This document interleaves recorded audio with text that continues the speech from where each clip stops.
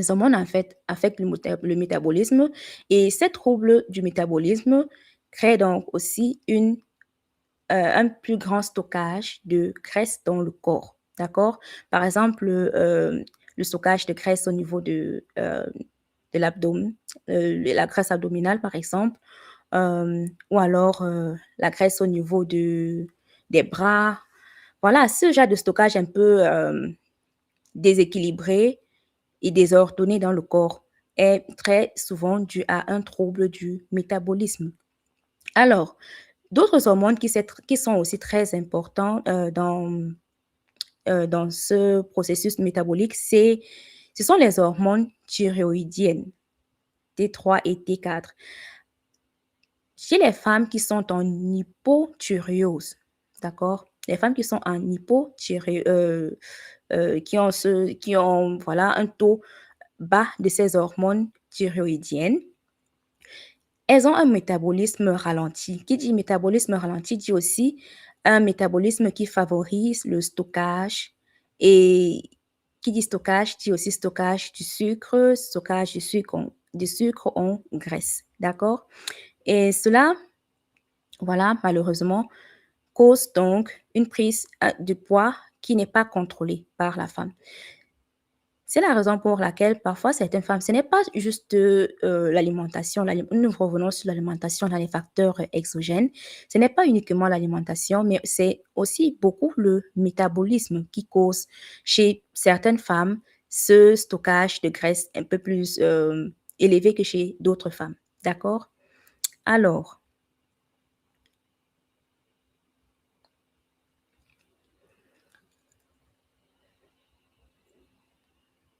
on continue avec les maladies comme autre facteur endogène. Comme je l'ai déjà abordé plus haut, le syndrome des ovaires polykystiques.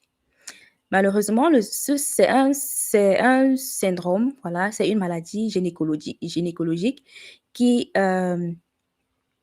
affecte aussi le métabolisme, qui affecte beaucoup les hormones comme l'insuline ou alors l'œstrogène.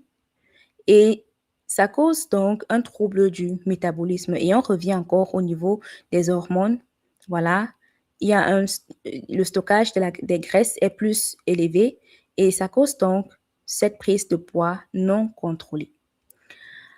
Comme je l'ai aussi abordé un peu plus haut, l'hypothyroïdie, c'est aussi, voilà, lorsque ces hormones thyroïdiennes sont sécrétées en petite quantité, ça cause aussi ces troubles, voilà, ça cause aussi ce trouble du métabolisme et on revient encore à cette prise de poids incontrôlée.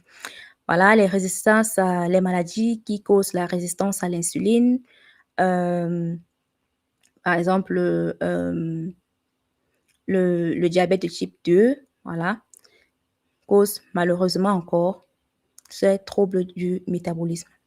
Et aussi, il y a une maladie comme ça qui est causée un, par un taux élevé de cortisone. C'est le syndrome de Cushing.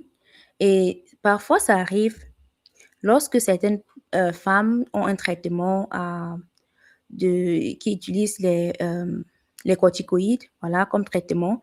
Et c'est un effet secondaire de ces traitements-là lorsque ces hormones sont sécrétées en très grande quantité, voilà, sont consommées en très grande quantité pendant une très longue période.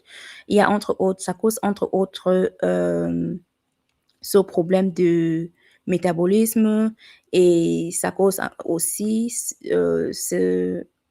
voilà, les graisses, disons, ça cause aussi ce problème de graisse euh, qui se retrouve généralement dans ces cas-là au niveau du cou, au niveau du ventre, voilà, de manière un peu désordonnée comme ça dans le corps. Euh, et ça cause aussi plusieurs autres problèmes, voilà, plusieurs autres problèmes qui, voilà, je ne voudrais pas m'attarder là-dessus dans ce live, car ici, nous nous concentrons uniquement sur les problèmes du métabolisme et sur les problèmes, voilà, du métabolisme qui causent l'obésité, d'accord? Alors, parlant du métabolisme, nous devons aussi parler de la digestion. Et les troubles de digestion causent aussi une, euh, voilà, causent aussi ces problèmes de métabolisme qui causent alors une rétention de gras, en fait, de gras. D'accord? Alors, ceci dit, nous nous rendons compte qu'il existe plusieurs facteurs endogènes qui causent l'obésité, en fait. Nous reviendrons plus tard sur comment donc trouver l'équilibre entre les hormones, les troubles du métabolisme et tous ces autres facteurs-là qui peuvent être contrôlés. Alors, d'autres facteurs qui ne peuvent malheureusement pas être contrôlés, ce sont les facteurs génétiques. Il y a des personnes qui, à cause des facteurs génétiques, ont un métabolisme naturellement lent, en fait. Et ces personnes-là sont plus exposées à ces troubles de la digestion, sont plus exposées à une rétention de graisse, rétention d'eau et tout. Et certaines maladies génétiques sont aussi liées à l'obésité. Alors, il existe des variations génétiques, voilà, des mutations génétiques qui causent une sorte disons, de production élevée de cholestérol dans le corps. Ce qui fait que ces personnes, parfois, elles ne sont pas du tout en surpoids, mais elles ont un taux très élevé de cortisol dans le corps.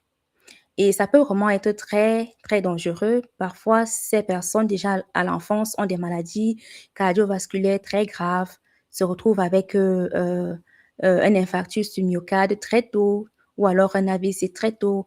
Bref, ces personnes, ces maladies sont vraiment très, très dangereuses. Et voilà, parfois, c'est déjà dès la naissance, déjà l'enfance, ces personnes ont des symptômes très graves, en fait.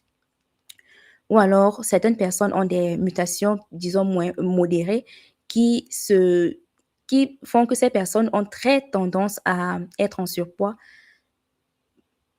à être en obésité. D'accord? Là, on se rend compte qu'il y a plusieurs maladies et parfois, ce sont des maladies qui se transmettent aussi génétiquement ou alors des mutations qui opèrent lors de la phase embryonnaire, voilà, lors de la fécondation et tout. D'accord? Alors, ceci veut dire qu'il y a plusieurs facteurs et certains certains se manifestent très tôt, par exemple des adolescentes qui sont déjà très obèses ou alors un peu plus tard, voilà, à cause d'autres facteurs qui mettent alors en avant ces troubles de la génétique. Alors,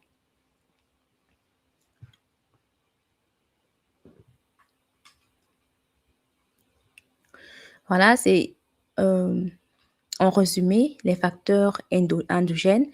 Ce sont par exemple les facteurs liés aux hormones, les maladies ou alors des facteurs génétiques.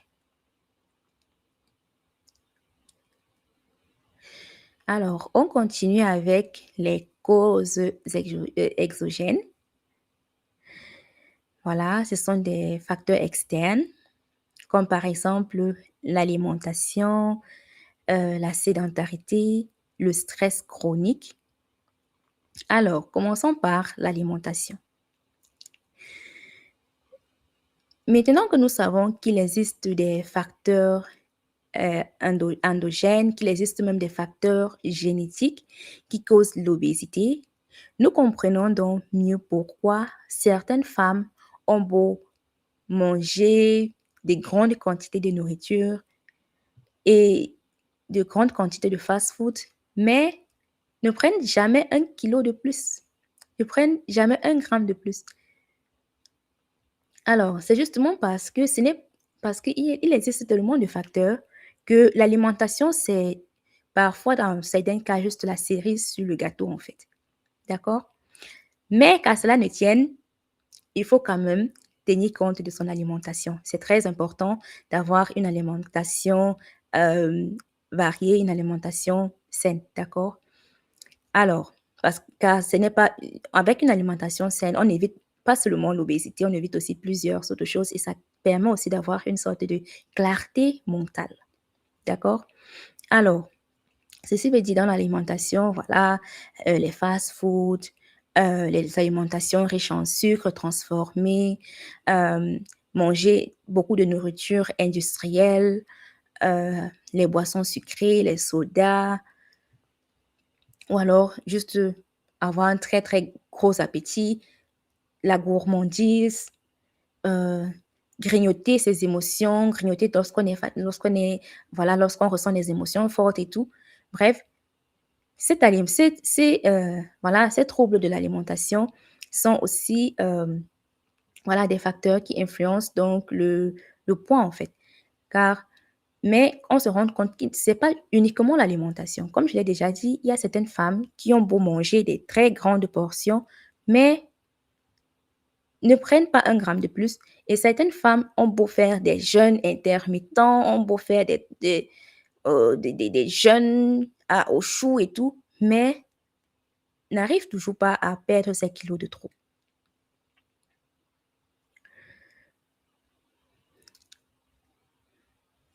Alors,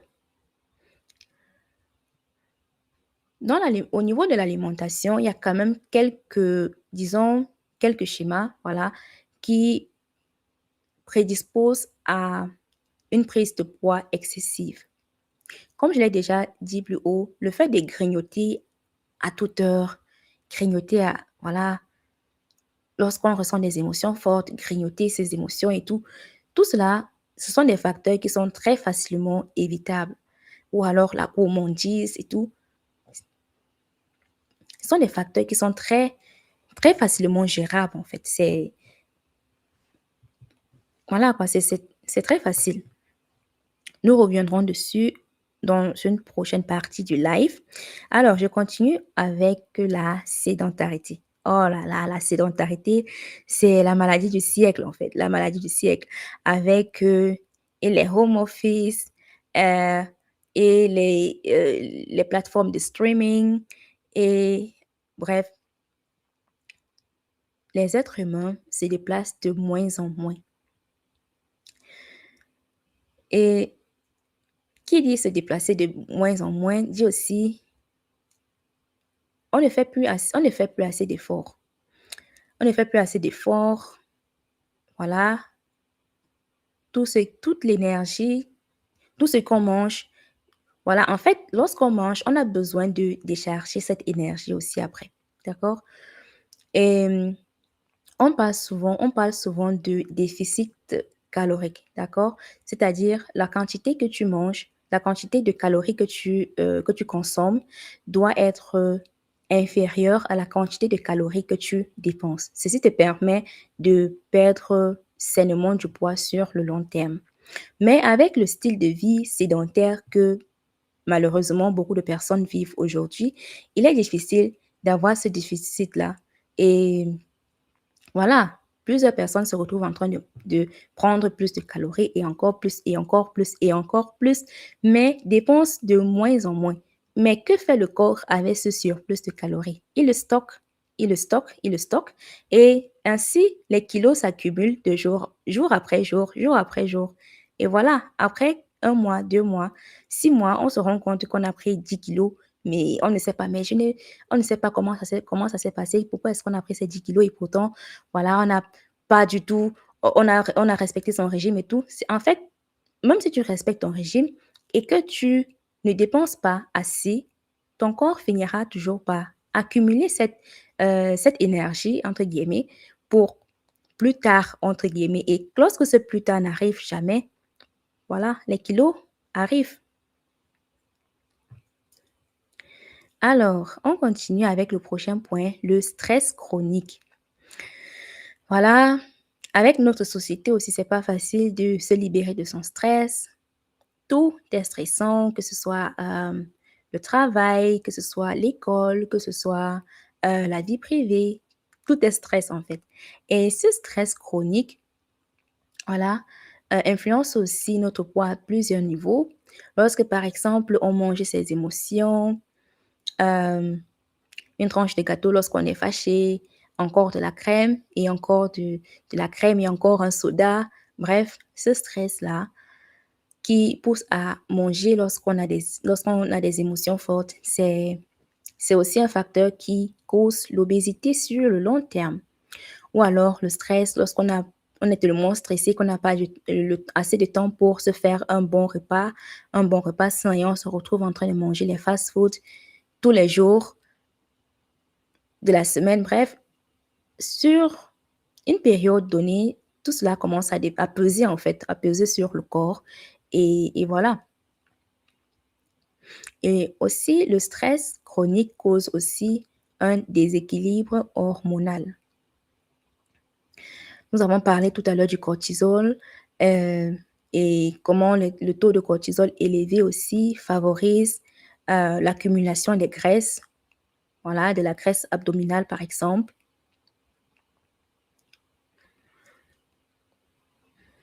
Voilà. Donc, le stress chronique, en fait, ça détruit beaucoup de choses. Le métabolisme aussi est troublé, les troubles de la digestion et tout, le trouble du sommeil. Et malheureusement, qui dit trouble de sommeil dit aussi probablement grignoter pendant la nuit, dit aussi voilà, trouble des hormones. Et c'est vraiment c'est vraiment un cercle vicieux qui, à la longue, voilà, cause non seulement l'obésité, mais plusieurs autres troubles, plusieurs autres maladies. Et c'est juste dommage en fait. Alors,